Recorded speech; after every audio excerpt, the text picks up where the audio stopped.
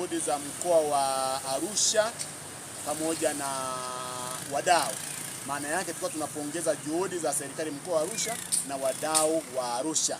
Hakika Azania Benki Arusha walitusapoti kwa asilimia kubwa sana. Naweza nikasema kwenye event walitusapoti kwa asilimia 95. Kwenye 1000 naweza nikasema kwenye 1500. Kwa hiyo ni shukrani sana Azania Benki Arusha na shukrani sana Azania.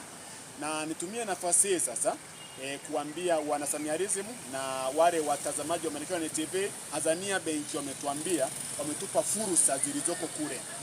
Kumbe kuna mikopo kwa ajili ya makundi ya kina mama, riba 100%.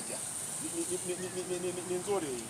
Lakini kundi la kina baba, manake na vijana mle, riba ya 200%. Ni heri. Maana yake Watanzania wataenda kwenye makausha damu.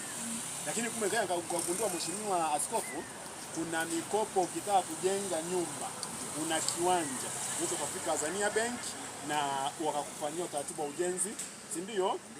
Ile hela ambayo ulikuwa unalipa kwa mwezi au kwa miezi uko unafanya rejesho, lakini kwa sababu imeshakujengea, si ndio? Lakini kumbe kuna mikopo ya wakulima.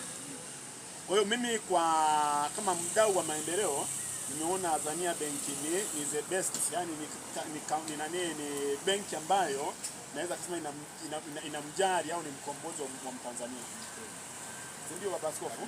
Kwa mimi nitumie nafasi kama mwenyekiti wa jukwaa kuwapongeza Azania Bank Arusha na Azania Bank Tanzania. Asanteni sana.